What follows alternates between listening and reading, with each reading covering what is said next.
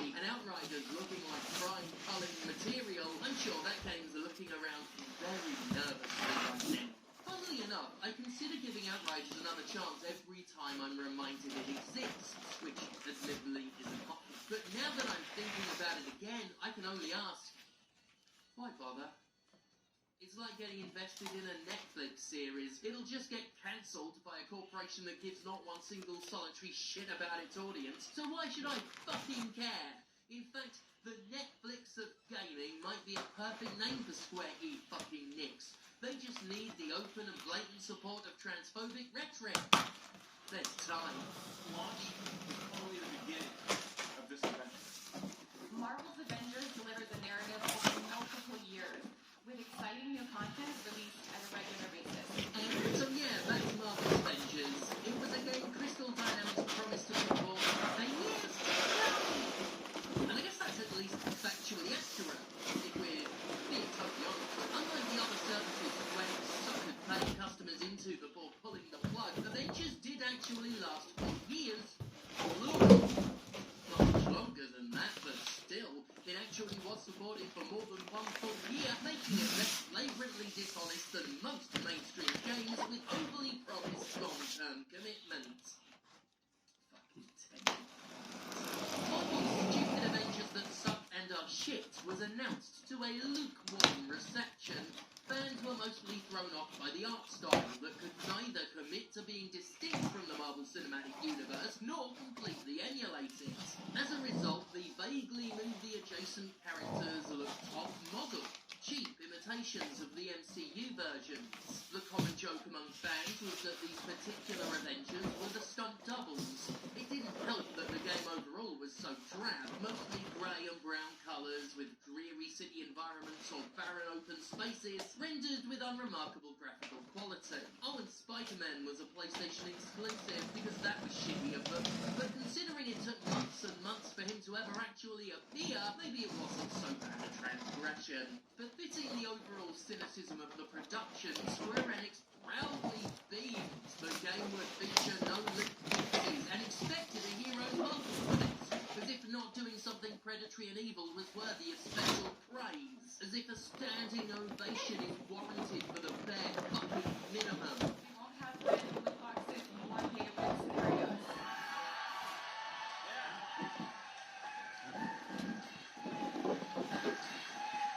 Anybody with half a brain knew that this promise meant shit, that it was just propaganda banking on the unpopularity of in-game gambling to try and make all the other unethical monetization appear more palatable. We've talked about this before, but the industry pushes the envelope in terms of scumbag moves to retroactively improve the reputation of its prior scumbaggery.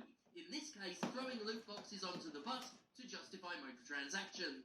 Oh, and Avengers fucking had microtransactions. Loads of them. Like any live service, the point was never to be a good game. It was to cobble together a viable product and hurry it out the gate with an untrustworthy pledge to finish it after launch, all with an aim to monetize the ever-loving fuck out of the thing. Individual purchases were bolstered by the now obligatory Battle Pass, once again hammering home the fact that these games are meant to be investments, long-term experiences for which such parties were designed, experiences that Square Enix has proven 5 times now, willing to axe at any time. It's okay though, because all these additional purchases were, stick with me, just cosmetic. A weak excuse stated by bad faith pop merchants and the artistically blinkered that relies on the moronic assertion that cosmetics have nothing to do with the enjoyment of the gameplay. But whatever, they were just cosmetic. Until they weren't. So our promise to the community is that we won't have random loot boxes or pay-to-win scenarios. We won't have random loot boxes or pay-to-win scenarios. Or pay-to-win scenario. Or pay-to-win scenario. Or pay-to-win scenarios. So our promise to the community is that we won't have pay-to-win scenarios.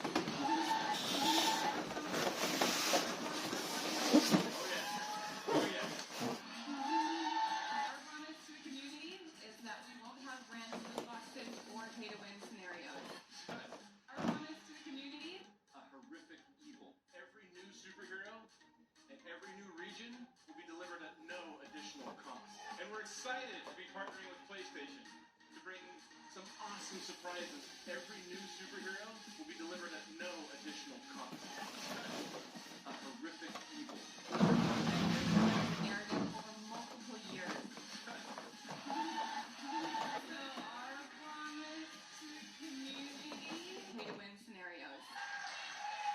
Going back on its cosmetic-only promise, Crystal Dynamics added XP boosters to the microtransaction menu, offering players a fast track to leveling up. This came after they nerfed XP games and made it slower to level, with the hilariously pathetic excuse that players were overwhelmed and confused by gaining experience too quickly. It was perhaps the dumbest attempt to ever justify gravity in a game, and it was proven insincere, dishonest bullshit the moment Crystal Dynamics sped the progression back up for a price. It's actually really fucking infuriating looking back just how openly and blatantly Crystal Dynamics told an outright lie. A lie that nobody there could have been fucking stupid enough to think would hold water the moment they went back on it. And it was a double backtrack to boot, reversing their leveling up is confusing lie and their just cosmetic lie in one desperate cash grab. This is just something game industry culture thinks is okay.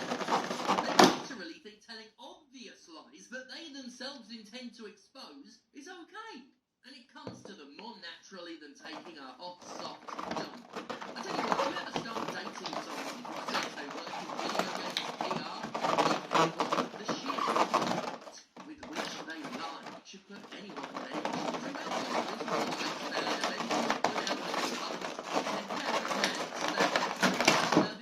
Were about as trustworthy as literally anything else Crystal Dynamics and Square Enix said. Then again, considering the game was reportedly a huge loss for the publisher, it's hardly surprising they couldn't stick to the script, demonstrating perfectly what I've said for years about the unsustainability of market-wide service game adoption.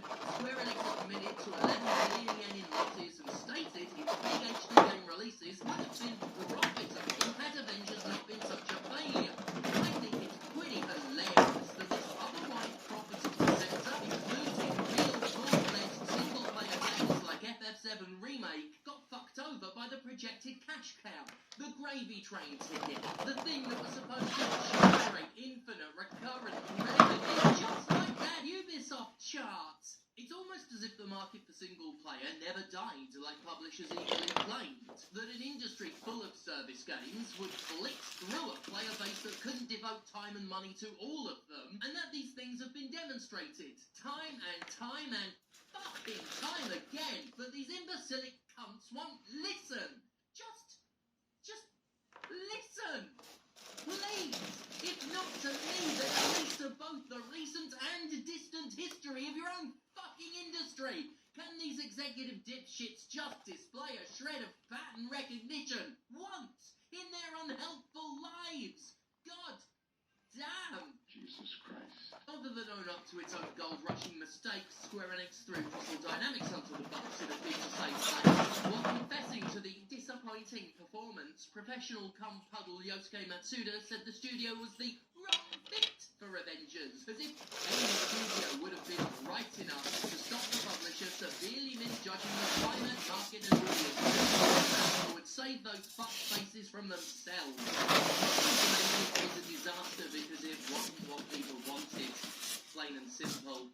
The live service others had run dry, and it just wasn't what people wanted. Companies got so used to telling us what they want, as if it's what we want, that they actually think they know it better than we do. But they don't even know the realities of their own business, let alone anything already fucked up. It might be arrogant for me to claim I understand the game market more than any video game publisher executive in the world, but it's true. And if you're not a well-drunk, properly sexed out asshole twat, you know better too. Because executives truly don't know what they're doing. They got where they got by failing upwards, having the right friends, and slitting as many throats as they can the corporate ladder. That's how business works. These people are barely people.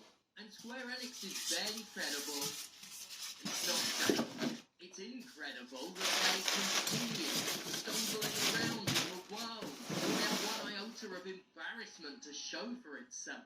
But hey, that's Square Enix for you, and Marvel's Avengers is just its latest victim. The game's developer, Crystal Dynamics, is now the acquisition of Embracer Group, sold off for a song along with a fuckload of other studios and properties as part of Square Enix's focus on other aspects of business, such as NFTs, a scam with even less credibility than themselves. All that's left is for us to sit back and guess as to what game Square Enix shuts down next. And the moment Square Enix remembers that Outriders exists, it's fucked. Joy is home. I'm so proud.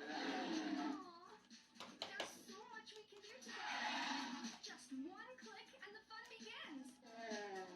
So many new things to discover and do.